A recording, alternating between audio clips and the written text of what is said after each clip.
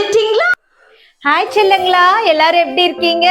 நல்லா இருக்கீங்களா? சரி வாங்க இந்த நாளுக்கு உண்டான கதைக்குள்ள போயிடலாமா? ஒரு ஊர்ல இம்மான் அப்படின்னு ஒரு டெய்லர் அண்ணா இருந்தாங்க செல்லங்களா. இந்த டெய்லர் அண்ணாக்கு ஜோசப் அப்படின்னு ஒரு மகன் இருந்தான். இந்த ஜோசப் தன்னுடைய அப்பா துணிய கத்திரிக்கோளால நேர்த்தியா வெட்டுவத வேடிக்கை பார்த்து கொண்டே இருந்தான் செல்லங்களா. துணிய வெட்டி முடித்த அப்பா கத்திரிக்கோலை ஒரு ஓரமா கீழே வச்சுட்டாங்க. அதுக்கப்புறம் அவங்க அப்பா தைக்கிற ஊசி கீழே விழுந்துச்சு. அதன அவரது அப்பா மிகவும் கஷ்டப்பட்டு தேடி எடுத்து பின்பு தனது தொப்பில குத்தி வச்சாங்க. உடனே ஜோசப், அப்பா அப்பா மேல மேஜையில இருந்த கத்திரிக்கோலை கீழே ஓரமா வச்சுட்டீங்க, பின்ன ஏன் கீழே விழுந்த ஊசிய கீழேயே விட்டு விடாம மேல உள்ள தொப்பில குத்தி வச்சீங்க என்ன ஆர்வத்தோட கேட்டான். அதற்கு அப்பா, ஜோசப், கத்திரிக்கோல் துணிய வெட்டி பிரிக்கிறது, அதனால அத நான் கீழே ஓரமா வச்சிட்டேன். ஆனால் ஊசியோ ரெண்டாக கிழிந்த துணிய ஒன்றிணைத்து தைக்கிறது. எனவே ஊசிய மேல உயரத்துல பத்திரமா தொப்பில மாட்டி வச்சிருக்கேன். நீயும் கூட ஜோசப் மற்றவர்களை பிரிக்காம பிரிந்தவர்களை சமாதானப்படுத்தி ஒன்று சேர்த்தா இந்த ஊசிய போல மேல மேல உயர்ந்துடுவா என்று அப்பா ஜோசப்புக்கு அறிவுரை கூறினார் செல்லங்களா. அன்பு செல்லமே, கதைய பாத்தீங்களா செல்லங்களா?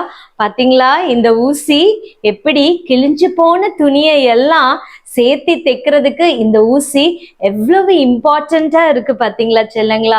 அதே போலதான் என் அன்பு செல்லமே, நீ உன்னுடைய லைஃப்ல நிறைய பேர்த்த நீ பார்க்கலாம் செல்லங்களா.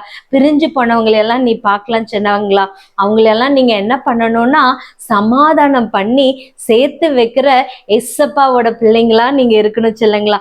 நம்மளுடைய பரிசுத்த வேதாகமத்துல கூடியும் எசப்பா ஒரு வண்டர்ஃபுல்லான ஒரு வசனம் கொடுத்திருக்காங்க. என்ன வசனம் தெரியுமா என் அன்பு செல்லமே? சமாதானம் பண்ணுகிறவர்கள் பாக்கியவான்களாம். பாத்தியா, நீ சமாதானம் பண்ணி வைக்கும்போது நீங்க எப்படி இருக்கீங்க என் தங்கங்களா? பாக்கியவான்களா இருக்கீங்க செல்லங்களா.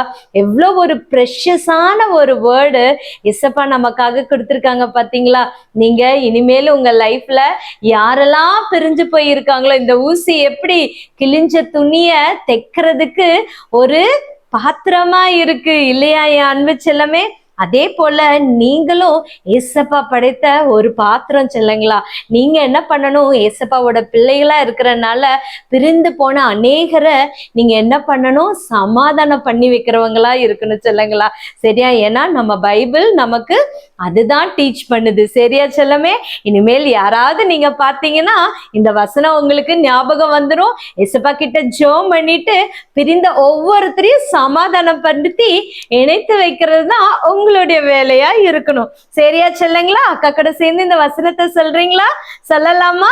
சொல்லுங்க பாப்பா. சமாதானம் பண்ணுகிறவர்கள் பாக்கியவான்கள், அவர்கள் தேவனுடைய புத்திரர் எண்ணப்படுவார்கள். மறுபடியும் ஒருக்கா சொல்லுங்க. சமாதானம் பண்ணுகிறவர்கள் பாக்கியவான்கள், அவர்கள் தேவனுடைய புத்திரர் எண்ணப்படுவார்கள்.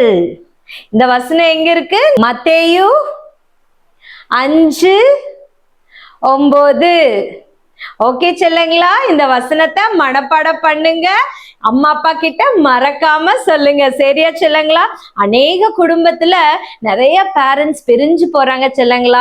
நான் நிறைய சின்ன சின்ன குட்டி குழந்தைங்க கிட்ட எல்லாம் பேசும்போது, இல்லாட்டி ஒரு டீன்ஸ் வயசுக்குள்ள என்ட்ரி ஆகிற குழந்தைங்க கிட்ட எல்லாம் பேசும்போது அவங்க சொல்ற ஒரே விஷயம் இதுதான். எங்க அம்மா அப்பா எப்ப பாரு சண்டை போடுறாங்க அக்கா, எனக்கு மனசு ரொம்ப கஷ்டமா இருக்குக்கா, நீங்க எப்படியாவது ஜெபம் பண்ணுங்க, அவங்க சண்டை போடாம சந்தோஷமா இருக்கணும் அப்படின்னு சொல்றாங்க செல்லங்களா. அப்படி உன் குடும்பத்துல அப்படி உன்னோட பேரண்ட்ஸ் இருந்தாங்கன்னா இன்னைக்கு நீ அதுக்காக ஜெபம் பண்ணி அன்பு செல்லமே. ஏசப்பா உன்னுடைய ஜெபத்தையும் கேட்பாரு. ஏசப்பா கிட்ட ஜெபம் பண்ணிட்டு அப்படிப்பட்ட ஒரு ஞானத்தை நீ கேட்டு வாங்கிக்கோ செல்லங்களா.